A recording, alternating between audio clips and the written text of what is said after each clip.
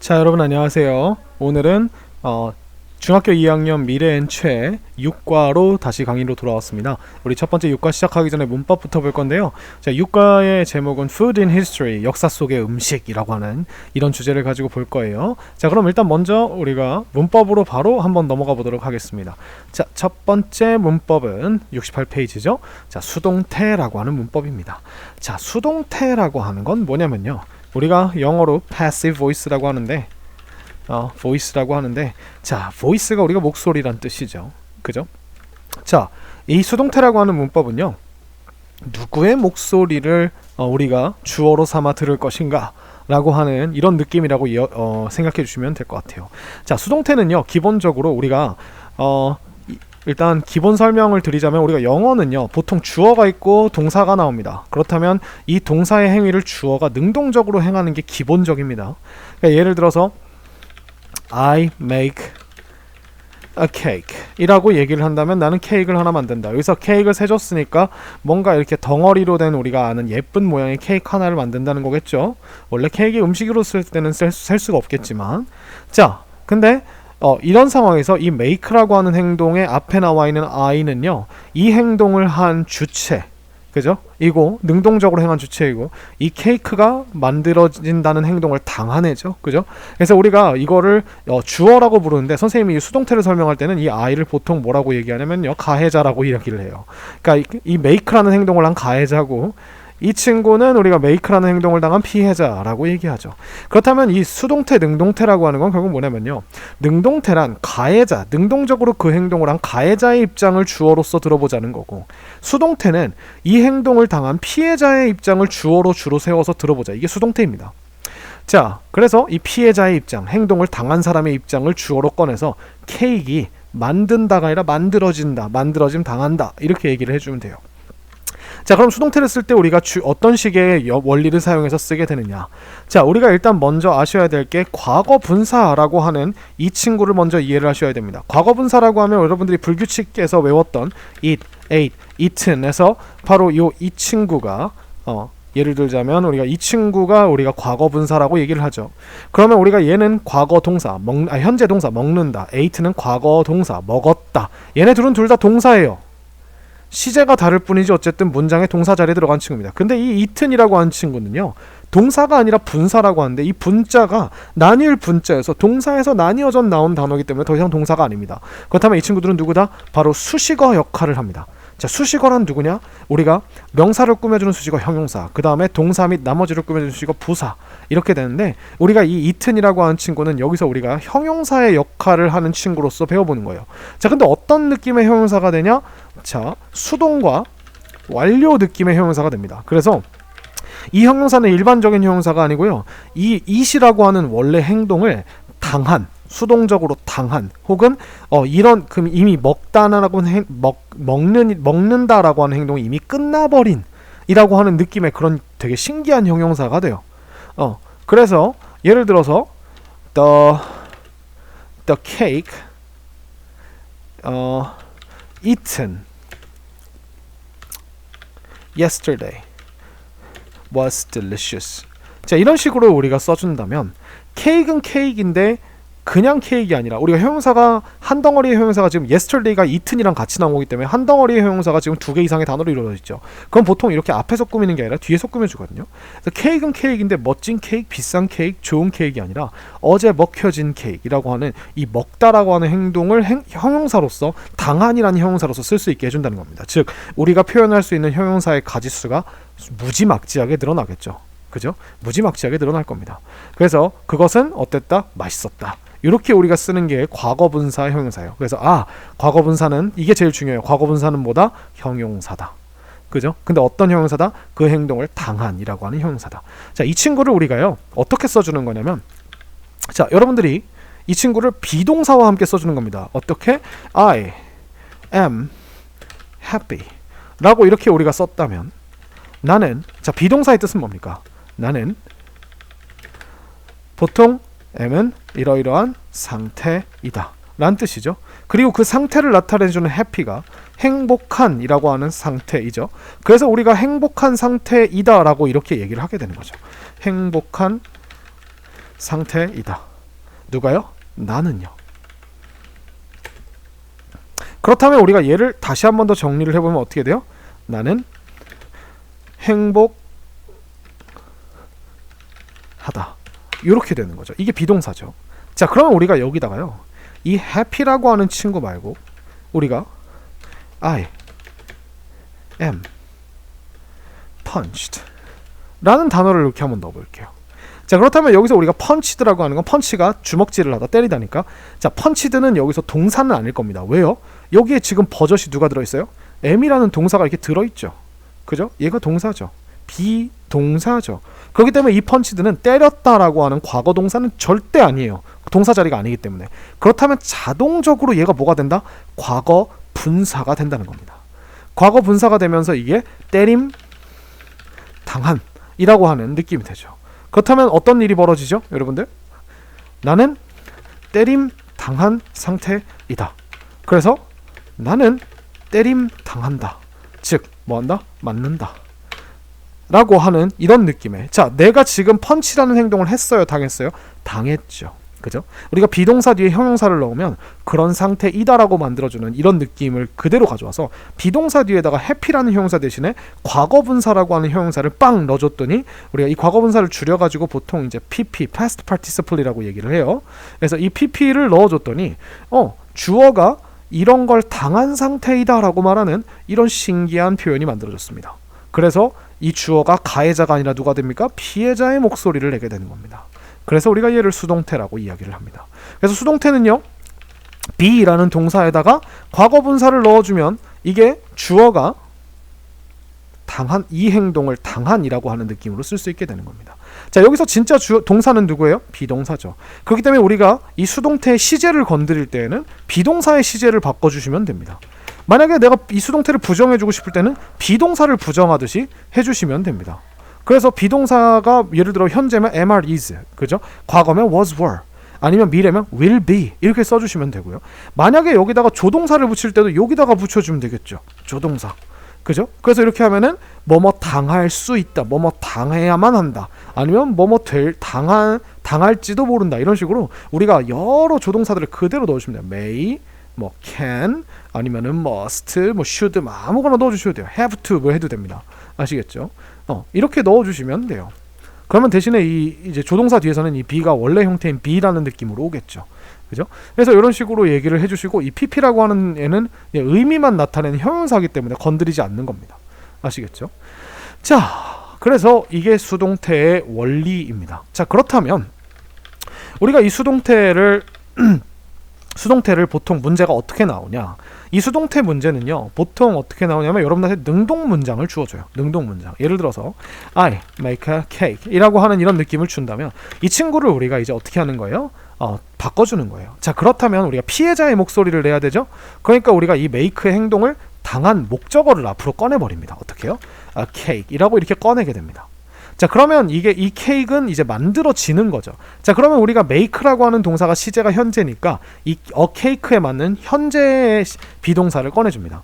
그 다음에 이 make를 made라고 하는 과거 분사로 만들어줍니다. 자, 케이크는 만들어진다. 이렇게 되는 거죠.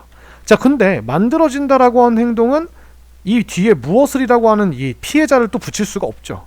그래서 도대체 누가 만드는 거야? 라는 친구를 여기다가 뭐로 붙이냐면 by me 라고 이렇게 by라는 조동사를 죄송합니다. by라는 전치사를 사용해서 이렇게 표기해 주게 됩니다. 그러면 나에 의해서 라고 하는 이런 느낌으로 되게 됩니다. 자, 그렇다면 이 by가 여기에 의해서라고 해석되게 된 데는 여러분들 이 예문만 기억해 주세요. 어떤 예문? he was killed by Billy. 자, 그는 죽임을 당했다. 빌리에 의해서. 이렇게 했는데 여러분 잘 보세요. was killed, 그는 죽임을 당했죠. 근데 by Billy, 누구 옆에서요? 빌리 옆에서 죽임을 당했다는 거죠. 원래 by가 위치상으로 나타내면 빌리 누구누구의 옆에서죠. 그죠? 무엇의 옆에서. 그럼 빌리라고 하는 사람 옆에서 얘가 죽임을 당했다는 건 결국 범인이 누굽니까? 빌리겠죠. 그래서 빌리에 의해서 라고 하는 느낌으로 해석된다 라고 기억하시면 여러분들이 굉장히 편하게 이 by를 쓰실 수 있을 겁니다. 그래서 이 by 뒤에 있는 사람은 원래 이 made라고 하는 행동을 한 원래 저 행동의 가해자예요. 아시겠죠? 그래서 가해자가 이런 식으로 by로 뒤로 꺼내지게 됩니다. 근데 재밌는 건 뭐냐면요, 이 수동태를 쓰는 이유를 아셔야 돼요. 수동태를 쓰는 이유는요, 말 그대로 피해자의 입장이 궁금하다는 거예요. 그래서 피해자의 입장이 궁금하다고 하는 건 결국 뭐다? 피해자를 강조한다. 여기서 피해자가 누구였죠? 목적어였죠.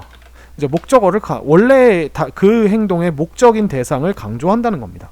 그러니까 여기서 목적어라고 하는 건 그 능동 문장의 목적어를 말하는 거예요. 그래서 피해자를 강조해서 이야기를 할 때 쓰는 거고, 그렇기 때문에 우리가 by 플러스 행위자라고 하는 그 by 플러스 사람이라고 하는 그 원래 행위자인 가해자죠. 이게 가해자라 할게요. 가해자라고 하는 게 어차피 이게 부사덩어리죠. 문장에서 부사덩어리는 생략해도 문장의 성립 요건에는 전혀 관련이 없어요. 우리가 문장에 동사가 없거나 주어가 없으면 말이 안 되는데, 문장에 부사는 없어도 말은 돼요. 단지 문장이 좀 덜 자세해질 뿐이죠. 그죠? 그래서 얘가 만약에 우리가 모르거나 아니면 중요하지 않을 때 생략 할 수 있다 라고 하는 게 이게 수동태를 쓰는 이유이자 수동태의 장점 중에 하나입니다. 예를 들어 이렇게 생각해 보세요. 여러분들이 에펠타워는 1887년에 지어졌다 라고 이렇게 얘기를 했어요. Eiffel Tower was built in 1887. 자, 사실은 이제 1889년인데 착공은 제가 1887년으로 알고 있거든요. 자, 이렇게 되어 있는데 여러분들 여기다가 굳이 by를 써서 누구를 말하기에는 여러분들이 이 에펠타워를 도대체 누가 지었는지 가해자를 모르죠. 그런 상황에서는 우리가 얘를 우리가 빌트라고 하는 과거 동사를 써서 이런 식으로 주어 built Eiffel Tower in 1889 이런 식으로 우리가 얘기하기 위해서는 이 주어가 누군지를 알아야 되는데 이 주어를 모르죠. 그죠? 이런 상황에서 우리가 쓸 수 있게 된다는 거예요. 수동태를. 그럼 어떻게 해요? 주어를 생략 가능하니까 그냥 에펠타워는 지어졌다 1889년에 하고서 누구에 의해서? 이거 몰라도 되잖아. 물론 에펠타워는 에펠이라고 하는 사람에 의해 지어졌습니다. 그래서 에펠타워예요. 아시겠죠? 네. 그래서 주어를 모를 때 우리가 이렇게 에펠타워를 피해자를 앞으로 내세워서 쓰게 되면 어차피 by 누구라고 하는 이 친구는 부사 덩어리이기 때문에 부사를 생략을 해서 이렇게 써줄 수 있다는 거죠. 그리고 내가 예를 들어 마이클 잭슨에 대해서 쓰고 있을 때는 People love Michael Jackson 이라고 하는 이런 문장보다요. 이러면 어떻게 돼요? 문장이 제일 앞에 people이 나와버리죠. 그럼 뭔가 people이 더 관심을 많이 받는다는 거예요. People love Michael Jackson. 사람들은 마이클 잭슨을 좋아한다. 그러면 이 사람들에 대해서 뭔가 초점을 맞춘 글이 나올 확률이 높아지고 읽는 사람도 그렇게 받아들이게 돼요. 근데 이건 어때요? Michael Jackson is loved by people. 이렇게 써주면 어때요? 마이클 잭슨이 주어가 되면서 마이클 잭슨이 훨씬 더 강조를 받고 마이클 잭슨은 사랑을 받습니다. 사람들에 의해. 이렇게 얘기해주면 훨씬 더 우리가 마이클 잭슨이 더 스포트라이트를 받는 느낌이죠. 이게 우리가 수동태를 쓰는 이유입니다. 그래서 이게 수동태입니다. 되게 간단하죠. 자, 그러면 이 수동태에 숨어있는 어떤 원리들을 조금 더 파헤쳐 드리자면 일단 수동태는요. 피해자가 있는 동사만 수동태로 만들 수 있습니다. 피해자가 아까 뭐라 했죠? 목적어라 그랬죠. 그래서 우리가 동사는 총 5가지의 형식으로 나눠지는데 1형식 동사는 우리가 아무것도 필요하지 않은 혼자 하는 동사입니다. 그 다음에 2형식 동사는 주어를 소개하는 동사예요. 그래서 우리가 이 친구는 우리가 아무것도 없고, 그죠? I sleep 끝이에요. 난 잔다 끝. I run 나는 뛴다 끝. 그죠? run은 무엇을 이렇게 안 붙이잖아요. 그죠? 소개하는 동사.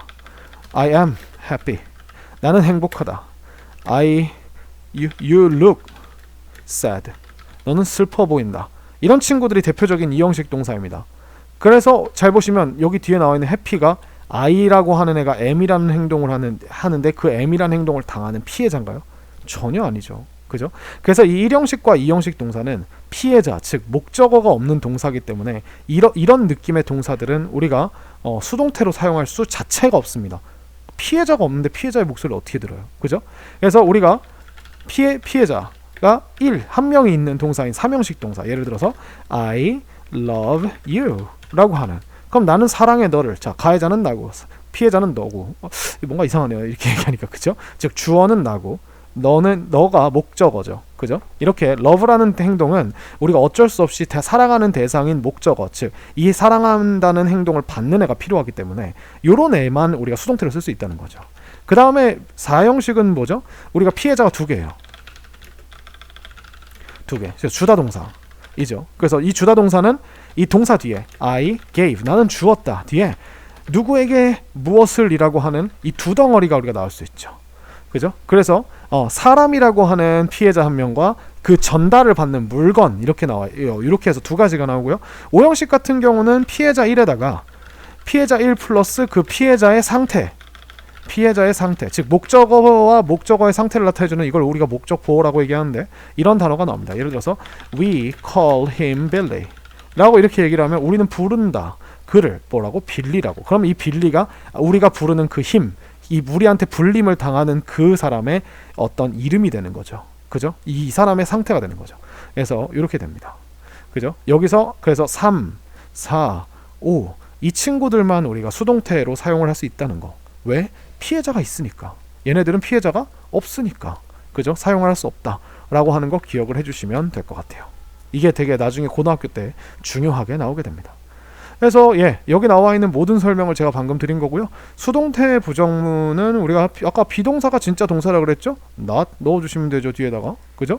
그 다음에 수동태 의문문은 비동사가 들어가 있는 문장이죠? 비동사를 앞으로 꺼내주시면 됩니다. 되게 간단하죠? 자, 조동사가 있대요? 그럼 비동사 앞에다 조동사 넣어주시고 동사 원형으로 써주시면 되겠죠. 엄청 간단하죠. Many accidents can be prevented. 많은 사고들이 can be prevented. 예방될 수 있다. 그죠? 이런 식으로 얘기하는 거죠. 그래서 is the singer loved? 그 싱어는 어떤 상태이니? 사랑받는 상태이니? 그죠? 사랑을 받니? by many teenagers? 많은 10대들에 의해서 I was not invited. 나는 초대받지 못했다. to the party. 그 파티에 이렇게 되는 거죠. 그래서 이게 바로 수동태입니다. 간단하죠? 자, 그 다음 두 번째로 넘어가 볼까요? 자, 두 번째는 something, someone 플러스 형용사라고 하는 건데 이건 뭐냐면요. 자, 여러분 일반적으로 우리가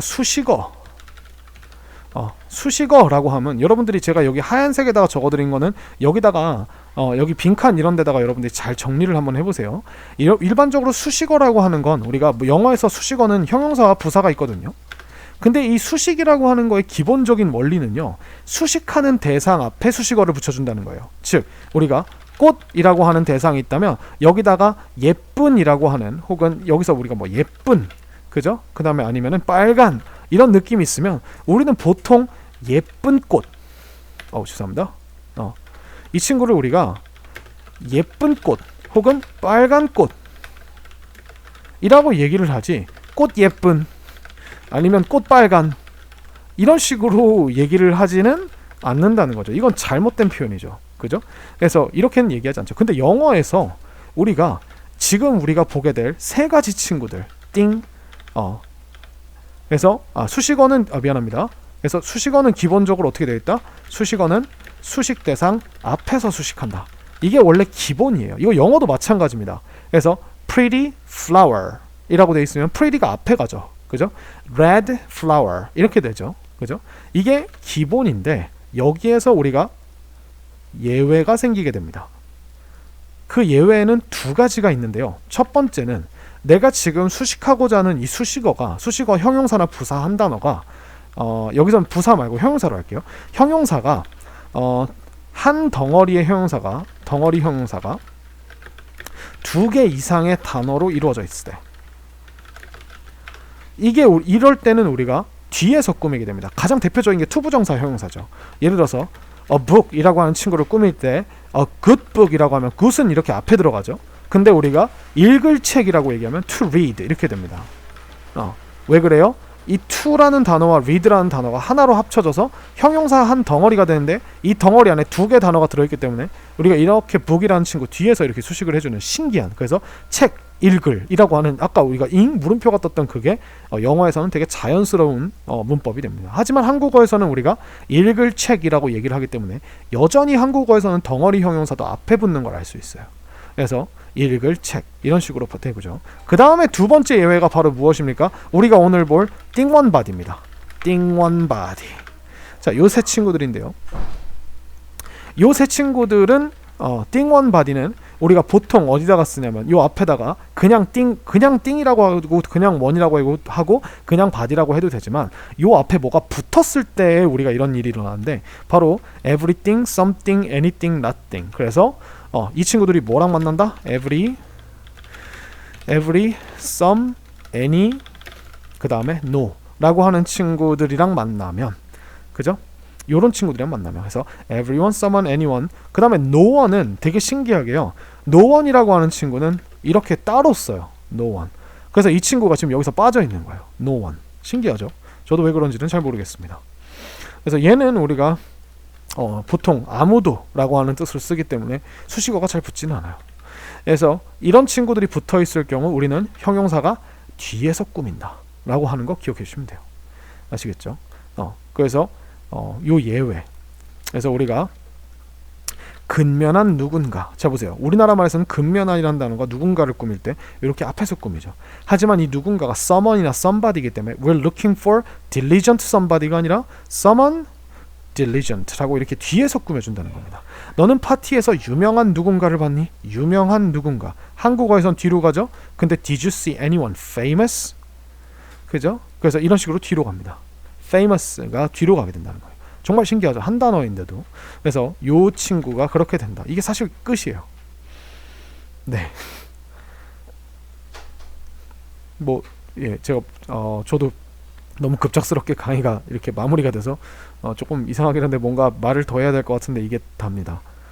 그래서 이거 조심하시고요. 나중에 이게 뭐랑 합쳐서 나오냐면 투부정사 형용사랑 합쳐져서 나와요. 예를 들어서 나는 따뜻한 마실 무언가가 필요하다 라고 이렇게 얘기를 하면 I need 한 다음에 무언가니까 보통 something이라고 쓰거든요. 정해지지 않은 대상을 얘기할 때 우리가 something을 되게 많이 써요. 그래서 우리가 왜 남녀 사이에 뭔가 사귀기 전에 썸을 탄다라고 할 때 그 썸이 something이거든요. 그러니까 뭔가 알 수 없는, 그죠? 뭔가 눈에 보이지 않는 어떤 무언가라고 얘기할 때 우리가 something이라고 얘기하죠. 그래서 그거 something을 줄여서 썸 탄다, 썸 이렇게 얘기하는 거거든요. 근데 something 뒤에 따뜻한 마실 무언가니까 일단 something 띵 친구기 때문에 따뜻한이라고 하는 worm이 필요하고요. 마실이라고 하는 거는 이게 그런 행동을 할이란 뜻이기 때문에 투부정사를 우리가 to drink라고 하는 형용사를 만들어줘야 돼요. 자, 이 친구를 우리가 순서를 어떻게 배치하냐면요. 일단 먼저 가장 기본이 되는 형용사를 먼저 붙여주고 그 다음에 투부정사를 붙여준다. 그래서 일반 형용사, 투부정사 요 순서, 이 순서를 우리가 쓸 줄 아냐. 예를 들어서 I need something to drink warm 이렇게는 우리가 쓰지 않는다는 거, 그죠? 그래서 이렇게는 쓰지 않고 이렇게 써야 된다는 거. 요거를 이제 구분할 줄 아느냐 모르느냐 이런 것들을 물어봐요. 당연히 warm이 앞에 나와서 warm something 이건 말도 안 되는 거고요. 아시겠죠? 그래서 요 순서 물어보는 것까지 마지막으로 알려드리고 문법을 한번 풀어보셨으면 좋겠습니다. 자, 궁금한 사항 있으시면 저한테 와주셔서 같이 한번 질문을 제가 대답을 해드릴 수 있는 만큼 해드릴게요. 자, 이거 다음 시간에 우리 대화문하고 본문으로 찾아뵙도록 하겠습니다. 수고하셨습니다.